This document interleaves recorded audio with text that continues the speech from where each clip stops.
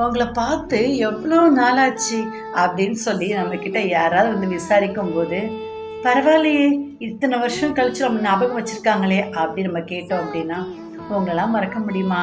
நீங்க மறக்க முடியாத காரியத்த பண்ணியிருக்கிறீங்க. எவ்வளவு உதவிகள் பண்ணியிருக்கீங்க. நீங்க இன்னாரோட குடும்பத்தார் தானே, நீங்க இன்னாரோட புள்ள தானே அப்படின்னு சொல்லி நம்மக்கிட்ட சொல்லியிருப்பாங்க. காலங்கள் மாறி இருக்கலாம், சூழ்நிலைகள் மாறி இருக்கலாம். அதே மனிதர்களாக இருக்கட்டும், நம்மளை இப்போ நீங்கள் யார் அப்படின்னு ஒரு குடும்பம் இப்போ இருக்கா அப்படின்னு கூட நம்ம சொல்லப்படுற நிலைமைக்கு நம்ம தள்ளப்பட்டு கூட இருக்கலாம். ஏசாயா 49:15 சொல்லப்பட்டிருக்கு, ஸ்திரீயானவள் தன் பாலகனை மறந்தாலும் அவர் மறப்பதில்லை அப்படின்னு சொல்லப்பட்டிருக்கு. மனுஷங்க மறந்தா என்னப்பா, நான் உன்னை மறக்க மாட்டேன் அப்படின்னு சொல்லி ஏசப்பா சொல்றாங்க. ஒரு தாய் பார்த்தீங்க அப்படின்னு சொன்னா ஹாஸ்பிட்டல் எல்லா குழந்தையும் அழும்.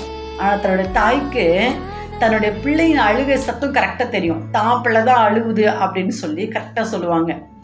அப்பேற்பட்ட தாய் மறந்தா கூட, தாய் மறக்க மாட்டாங்க, எந்த பிள்ளையும் தாய் மறக்க மாட்டாங்க. ஒருவேளை தாய் மறந்தா கூட நான் மறக்க மாட்டேன் அப்படின்னு சொல்லி ஏசப்பா சொல்றாங்க. உங்களை மனுஷங்க அவங்க மறந்துட்டாங்க, இவங்க மறந்துட்டாங்க அப்படிலாம் சொல்லி உங்களை போட்டு நீங்களே வருத்திக்காதீங்க.